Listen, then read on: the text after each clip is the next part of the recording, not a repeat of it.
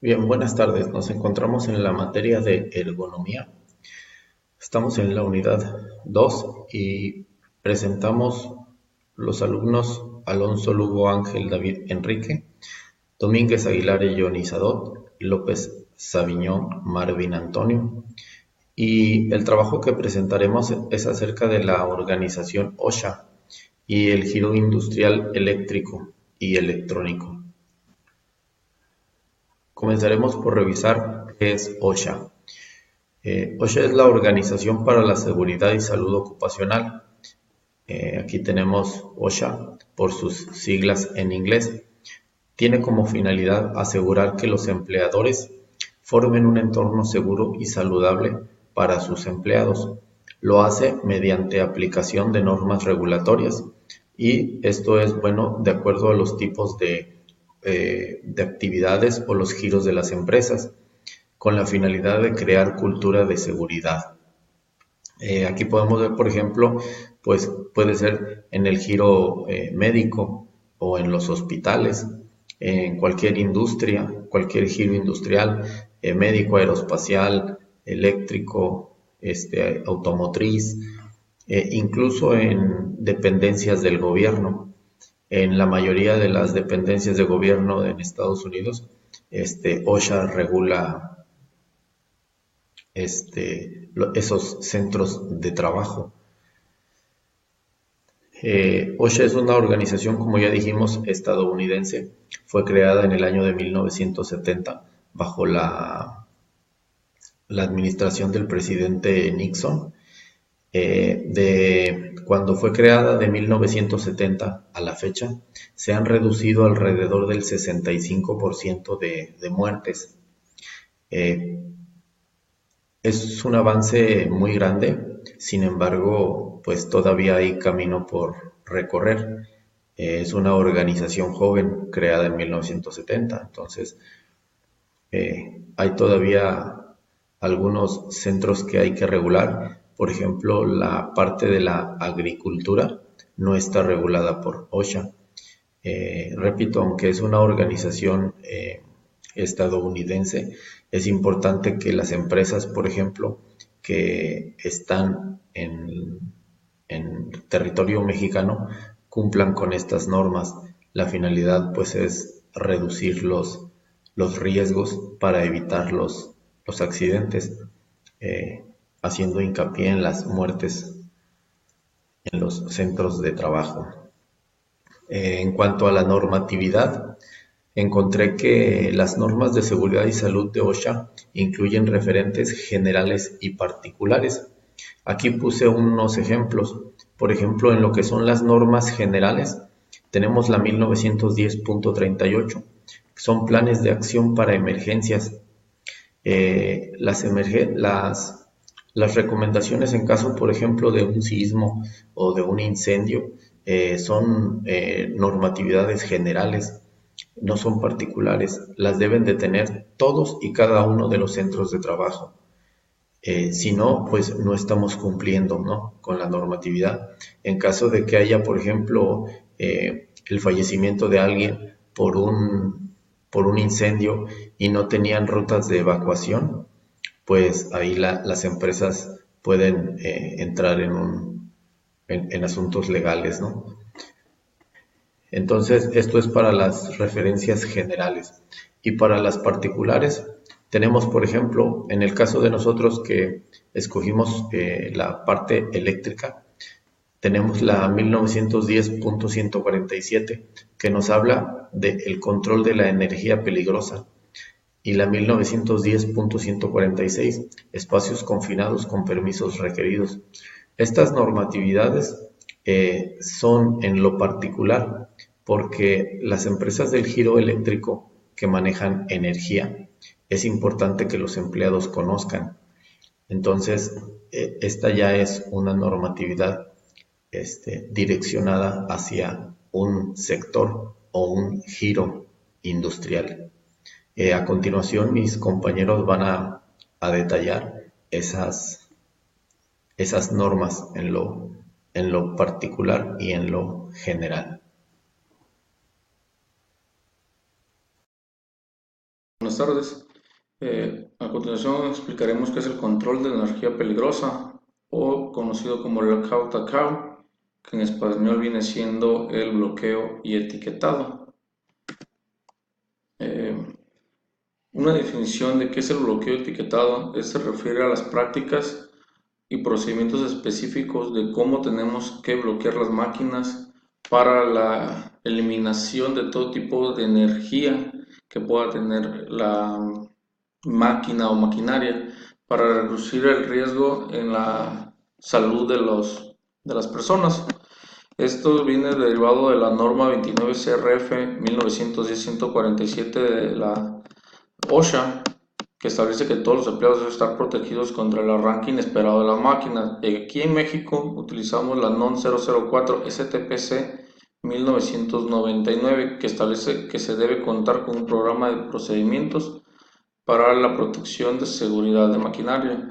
Cabe recalcar que esto es de suma importancia, ya que nos evita un sinfín de accidentes en cuestión laborales, porque el no saber bloquear y sobre todo etiquetar las maquinarias en todas sus fuentes de energía que pueda llegar a tener, nos puede ocasionar accidentes que puedan desde algún machucón o hasta inclusive, ¿por qué no?, la muerte. Aquí está, a continuación enumeramos los pasos que consideramos debe seguirse para hacer un buen bloqueado. Vamos a describirlos. 1. Identificar la fuente o fuentes de energía y cierre la energía del equipo afectado. O sea, tener un buen lote, un buen proceso, saber dónde están las diferentes fuentes de energía, qué energía utiliza cada maquinaria para poder proceder a saber qué dispositivo vamos a utilizar. Luego notificar a todos los empleados afectados. Se tiene que notificar desde el supervisor hasta el operador de la maquinaria para que no lo intenten ellos activar. 3. Apagar el equipo utilizando los procedimientos normales de parada. 4. Aísle el equipo de la fuente de energía. 5. Fijando cerraduras y etiquetas a cada dispositivo de control de la fuente. Este es muy importante, ya que tenemos, como dice, no nada más bloquear, etiquetar la razón y el por qué también lo estamos bloqueando el equipo, para que todos estemos enterados de qué se le está haciendo, qué mantenimiento se le está haciendo al equipo. Una vez hagamos esto, el paso 6 es liberar cualquier energía almacenada o residual, como se le conoce. No porque esté ya bloqueado, esté abajo el break o la válvula del aire, no significa que quedan presurizadas algunas tuberías. Tenemos que cerciorarnos que ninguna energía tenga algún residuo. 7. Compruebe que el aislamiento de energía se ha producido al probar el equipo, al intentar activarlo. 8. Realice el mantenimiento o el trabajo que vaya a realizar. Y por último, pues obviamente liberar el equipo de bloqueo etiquetado y volver a conectar todo el equipo con tal y como estaba antes de nosotros agarrarlo, ya que tiene que funcionar de una manera correcta después de nuestro bloqueo etiquetado.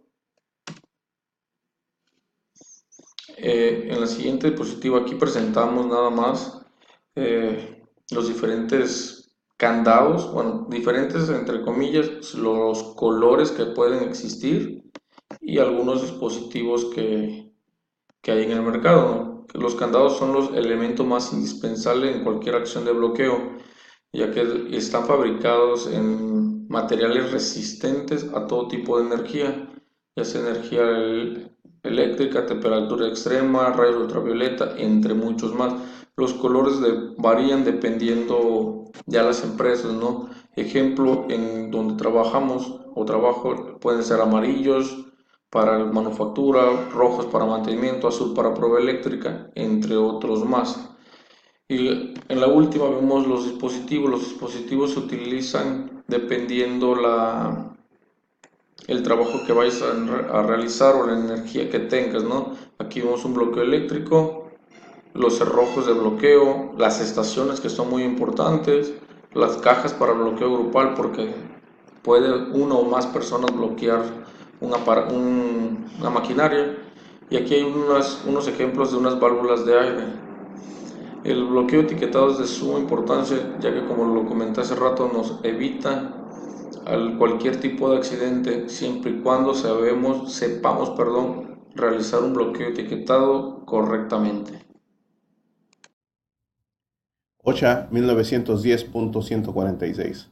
Espacios confinados con permisos requeridos. En algunas situaciones es necesario trabajar en ciertos espacios en los cuales, debido a la situación en la que se encuentran, son de mayor riesgo para los trabajadores. Estos espacios están definidos en función a lo que es el tamaño y a lo que son los peligros en los que se puede encontrar el trabajador una vez que él entra en estos espacios. Los espacios confinados, entonces se definen por ese espacio en el que es suficiente para que entre un trabajador, para que esté ahí trabajando, pero no es tan grande como para que haya varias personas ahí y que trabajen de una manera constante. Estos espacios confinados son principalmente lugares donde los trabajos pues no son continuos. Son solamente de mantenimiento, por ejemplo, para alguna limpieza o algo. Estos espacios confinados, las entradas y las salidas están restringidas, no son abiertas a cualquiera.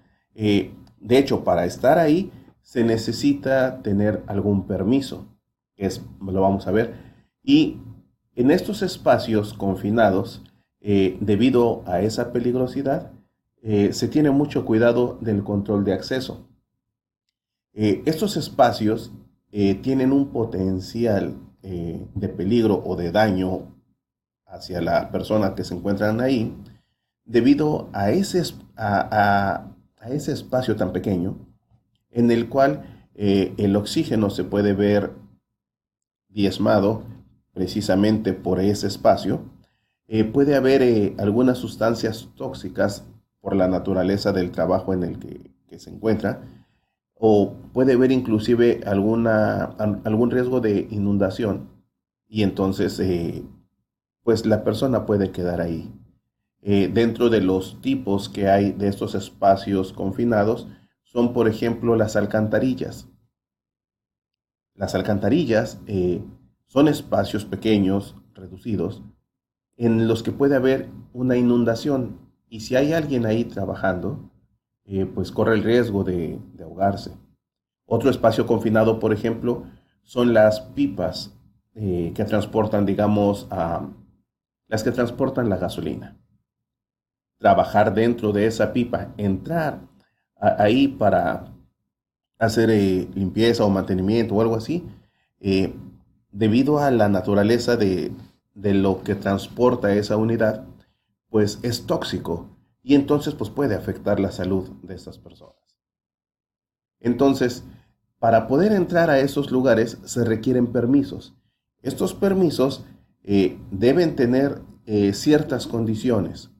Se debe indicar el área del permiso, cuál es el propósito para entrar ahí, la fecha, el tiempo que se va a estar ahí, y va a haber una persona vigilando precisamente para evitar algún accidente. Se deben, en ese permiso se habla también acerca de qué tan peligrosa es el área. También se debe hacer un análisis para determinar la condición del aire, por ejemplo, ahí, la escasez de oxígeno, o qué gases, por ejemplo, hay ahí en esa área, ¿no? Toda esa información, pues, viene incluida en estos permisos. Se realiza también, por ejemplo, un chequeo en el cual pues se determinan el equipo de protección que debe tener las personas que van a entrar ahí. Y pues por lógica están los nombres tanto de la persona que autoriza como de la persona que va a trabajar ahí. Para esto se requiere un vigía, se requiere una persona que va a estar dentro trabajando, pero va a haber otra persona por fuera cuidando. Esta persona que va a estar por fuera es el vigía. Y esta persona se va a encargar de dar todo el apoyo necesario a la persona que está dentro de esta área confinada. Entonces, esta persona, este vigía, pues debe estar preparado para realizar alguna operación de rescate en el caso de que se necesite. Debe estar checando la cuestión de la seguridad en ese espacio. Por ejemplo, que no vaya a haber alguna chispa y se pueda producir alguna flama o alguna explosión. Eh, eh, este vigía pues también va a controlar quién entra y quién sale.